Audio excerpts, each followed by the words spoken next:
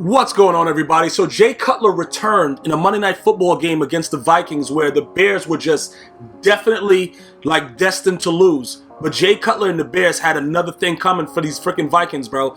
I'm going to tell you this right now. Over the last 2 weeks, the Vikings have completely disappointed everyone, including themselves and their families. And I know Mike Zimmer, they said he called the team soft or whatever. He was doing whatever he wanted to do. Then he said that he didn't really do it like that. It wasn't intended like that. I guess he kind of downplayed it. And I don't know if the team is playing like that because of whatever. Maybe he should have took a different approach when you're dealing with grown men. Because this is a modern, different type of time. Back in the day, you could say that and dudes will respond. Nowadays, when you say that, dudes get on Instagram and Twitter and start crying and putting out crazy-ass memes. So I don't know if that's what affected the Vikings, but the Vikings look horrible over the last 2 weeks. No turnover differential, their defense isn't stopping anybody, and their offense is putrid. Matthew Stafford is a bum. He is what I thought he was going to be. That's how he's been playing. I know he didn't have, I don't think he threw an interception yesterday. He was pretty pedestrian, though, as far as all his missed passes. Overall, just how he looked. He looked disgusting. But Jay Cutler really looked good. And watching it, I was like, what? Yo, I don't know if, listen. Guys, when you were watching this, it's no way that you watched this game and you didn't do a double take and just say, it's no way that that's Jay Cutler. It's no, and then, they started showing the things about his contract. And then after this year, no part of his contract is guaranteed and stuff like that. I didn't really know. I thought that most of his money was guaranteed. When people were making all that stuff, all the noise about, yeah, he's getting all this money, I thought that most of it was guaranteed. He has to play through that. They can drop him with no penalty, after this year. So he's actually playing for a career in the NFL right now, which is something I thought that he was, good. But apparently they just couldn't cut him up until now. So looking at the way that was going, I guess he chose the right time to start playing well. The rookie power back, Jordan Howard, though, 202 yards on the ground. Look, the Vikings, I don't know, man. I was watching them. Look, I watched this entire game. I didn't know what was happening. I don't know what they were doing, but it goes back to show you. Teddy Bridgewater gets hurt, right? Adrian Peterson is hurt. You have to rely a lot on the defense. It's very, very similar to how Denver is, but Denver's offense moves a little bit better, I would say, than the Vikings' offense moves. You know what I'm saying? You have to have both of them together in order to win games. You're looking at Trevor Siemian and you're looking at Von Miller. Those are the two keys. I know you got DeMarcus Ware. He's like 95 years old, but you need an offense and a defense to click. Right now with the Vikings, they don't really have anything. I don't really.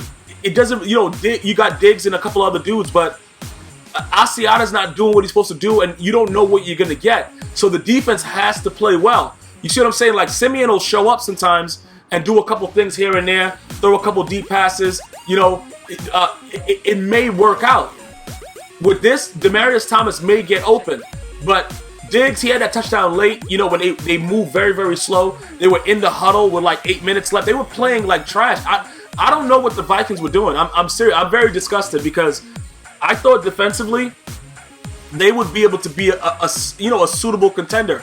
When they made Aaron Rodgers look like a Pee Wee Football League quarterback, you can't come out and then you got Jay Cutler looking like a god. You can't do that. You can't reverse the polarity and make it look like Jay Cutler's the best thing since sliced bread. You can't do that. That doesn't make any sense. The Vikings right now are in a situation where now you can look at Sam Bradford and say, he is what we thought he was. You see what I'm saying?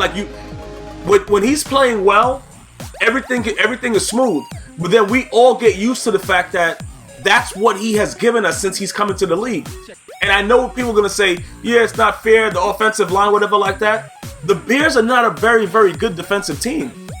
And I don't really understand how people can make an excuse when Stephon Diggs was probably wide open the entire game. Who do you have on him, Porter? He was burning him deep, and this dude Bradford could not make a throw. And it was short throws. Stephon Diggs was burning him so quick that it was like a 20, 30-yard throw that Bradford couldn't make. There's no excuse for that. I can't sit here and say, oh, yeah, you know what? You missed this. No. He missed throws that were very, very easy.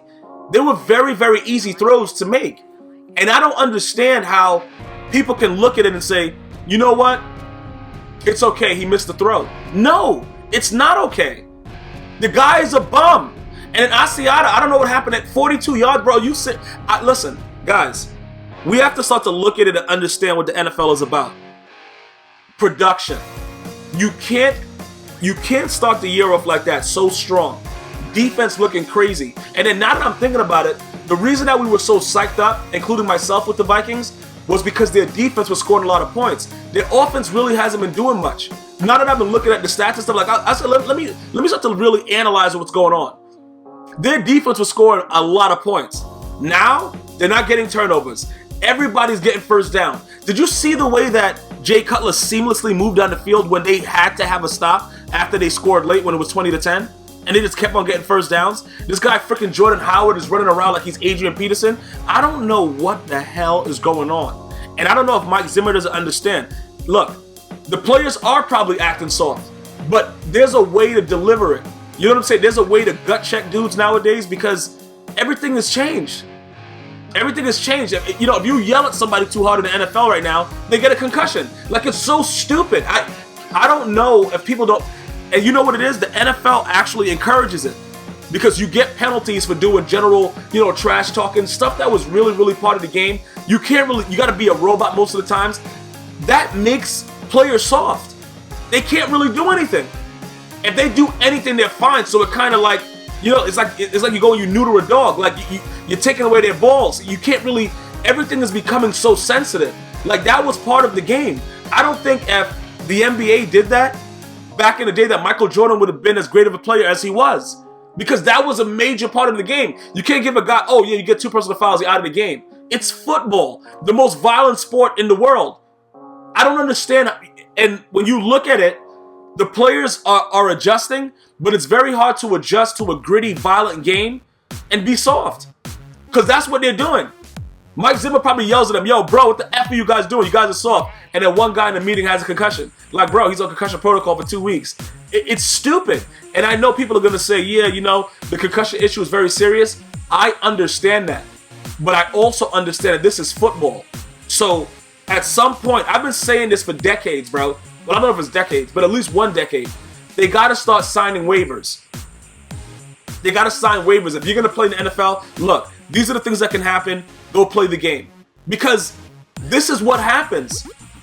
You can't really talk about them, because if you talk about them bad, they go on social media and create a ha, rah, rah, rah, rah, rah. Like, yeah, this guy, he said this to me, he called me soft. Like, it's just really stupid. It's really, really stupid. But this guy, Sam Bradford, is a bum.